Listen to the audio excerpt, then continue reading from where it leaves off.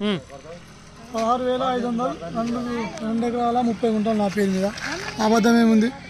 16,500 పడ్డాయి ఐసిఐసి బ్యాంకులో జమ అయింది. చెప్పాలి అబద్ధం ఎందుకు మరి? భయమా?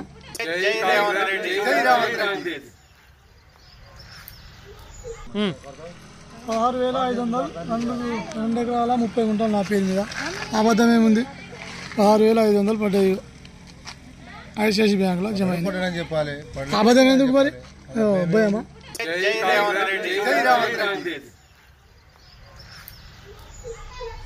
Hmm. 16,500 2 ఎకరాల 30 గుంటలు నా పేరు మీద. అబద్ధం ఏముంది? 16,500 పడ్డాయి ఐసిఐసి బ్యాంకులో జమ అయింది. చెప్పాలి అబద్ధం ఎందుకు మరి? భయమా?